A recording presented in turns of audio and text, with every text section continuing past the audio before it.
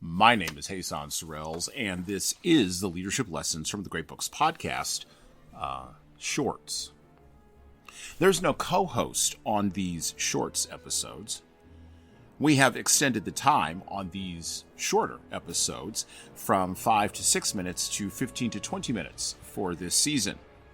This is so that these shorts can serve as introductory episodes released ahead of our weekly, longer form episodes.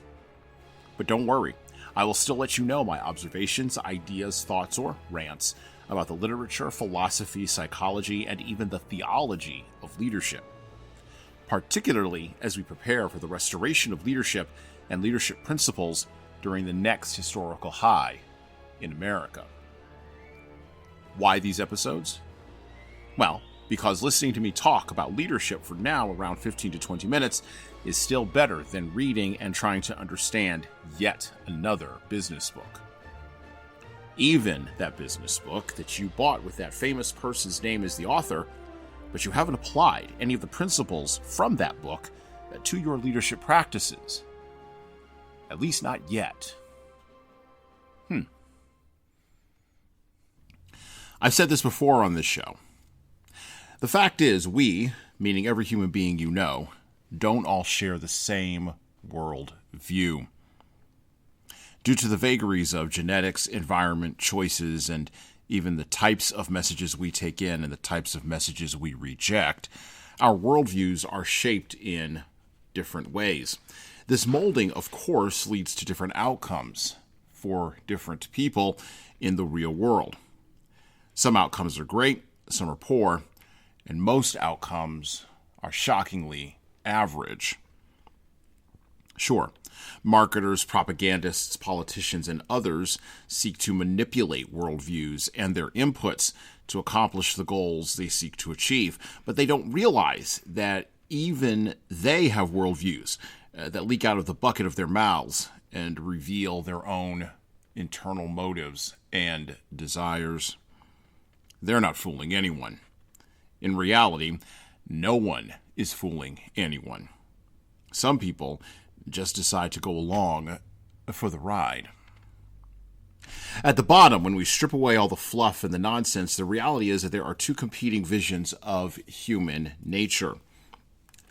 These two visions are incompatible with each other and are, at the end of the day, irreconcilable. They are both zero-sum. One seeks to assert itself in the world of both privately held views and publicly held truths about the so-called quote-unquote laws of life.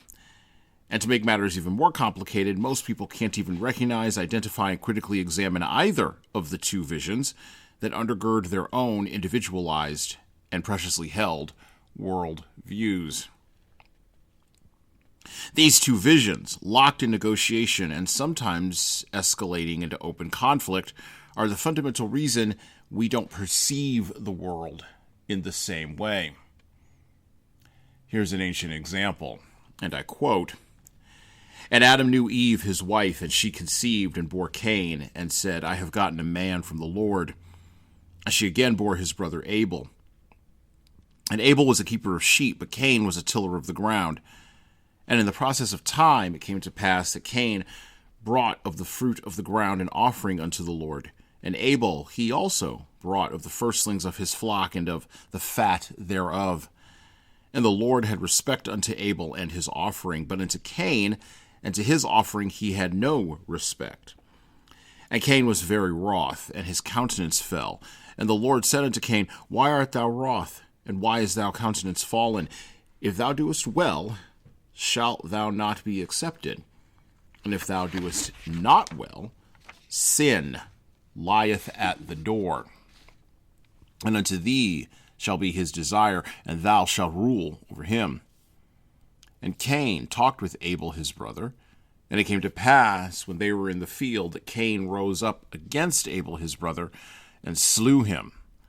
And the Lord said unto Cain, Where is Abel thy brother?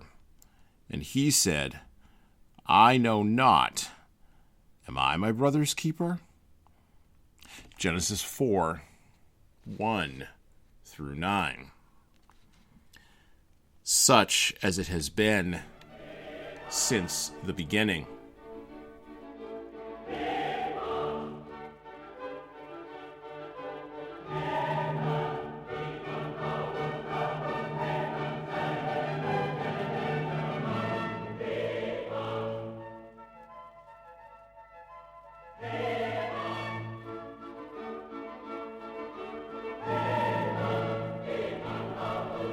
The trials we face as humans and the ways in which we avoid or conquer them spring directly from the root of the vision of the world that we perceive. People in the same family can experience the exact same environment with the exact same parenting and acquire radically different visions of how the world works. Quote, "At the core of every moral code, there is a picture of human nature, a map of the universe, and a version of history. To human nature of the sort conceived, in a universe of the kind imagined, after a history so understood, the rules of the code apply." Close quote. Walter Lippmann. The different conceptions of the nature of man are the seed from which different visions sprout. Those visions lead inexorably to worldviews whose results and consequences deeply impact all of us. In one vision, one conception of the nature of man, the egocentric nature of man that leads ultimately to laziness, forgetfulness, envy, jealousy, greed, vanity, anger, resentment, murder, and finally and ultimately moral blindness, cannot be resolved on this side of heaven. The nature of man cannot be bound by governments, laws, traditions, or cultures permanently. Those systems can only operate temporarily in a space of limited trade-offs between one limited state in a limited universe and another limited state in yet another limited universe. I think of the line, when I think of these limitations, from the blinded and tragic Oedipus in the great play Oedipus at Colonus by the Greek playwright Sophocles. And I quote, "O men of Colonus, how was I evil?" The opposing vision views the egocentric nature of man as a state thrust upon him by circumstances, social, economic, political, and otherwise, and not necessarily a mere tragic fact of human existence. The greatest proponent of this vision, this opposing vision, was the 18th century Enlightenment philosopher who had 5 children, all of whom he consigned to orphanages to die during his lifetime. So take from that what you will. Jean-Jacques Rousseau, who said, and I quote, "Man was born free, and he is everywhere in chains.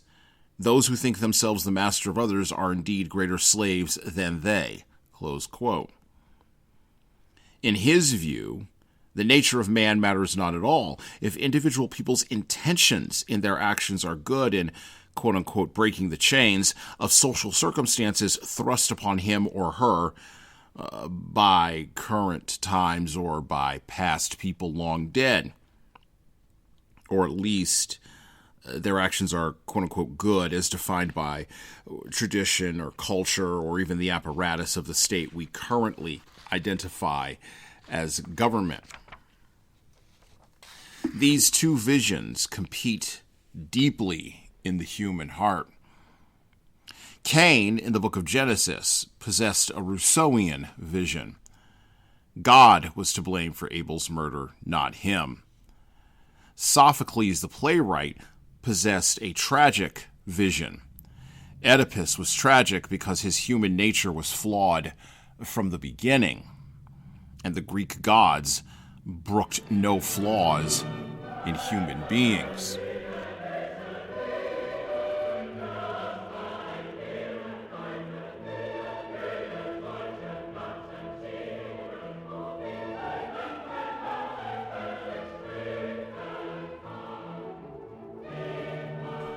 But what of our own era? What of our own 21st century time with technology and gee-whiz outcomes? What of our own mastery of everything from the genome to space travel and everything else in between? Which vision of human nature seeds the worldviews and nurtures and encourages the behavior of the people we live with in the world now?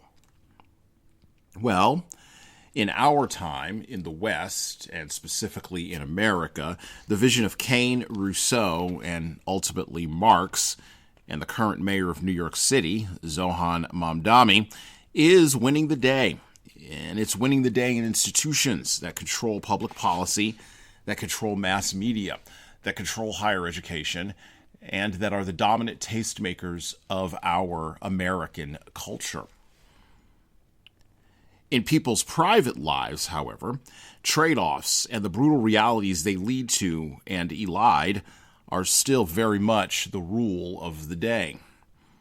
The vision of Abel, Sophocles, and ultimately the parent you may not like, and the ceiling of your talents, skills, interests, and passions that you can never seem to break through reflects a tragic reality many people seek to escape from, claim victimization by, or elevate their status through. In our time, arguments about identity, worldviews, policies, and even our reactions to whatever the aforementioned propagandists and marketers are leveraging the algorithms for come down to pushing us away from the vision of constrained trade-offs in a limited world and toward a vision of unconstrained possibilities and intentions, but mostly for those propagandists and marketers' own benefits. This pushing, of course, appeals to the young, the naive, and the genuinely disaffected.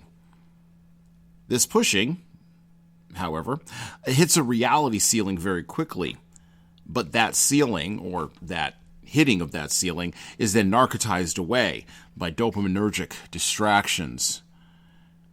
The solutions to this are absolutely none. I can merely describe the problem to you so that you can clearly see it. The pursuit of solutions to the problems of human nature leads us inevitably to designing and to adopting an unconstrained vision of manipulation, deceit, and self-aggrandization as leaders, what they used to back in the day call pride. Instead, leaders should recognize those dopaminergic distractions, recognize the ceiling of reality, and of course recognize the temptation to an unconstrained vision, and offer in its place pragmatic trade-offs, negotiated compromises, and prayer. Yes, I said prayer for a righting of the world by supernatural reality that will, very soon, one hopes, build a new heaven and a new earth with or without our facile and blinkered human approval or even input from either one of our limited visions. And well, that's it for me.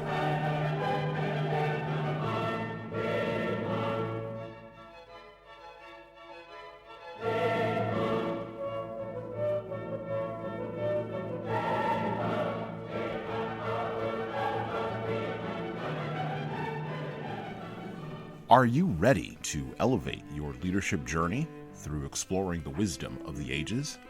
Subscribe to the Leadership Lessons from the Great Books podcast on all major podcast platforms, including Apple iTunes, Spotify, and YouTube Music.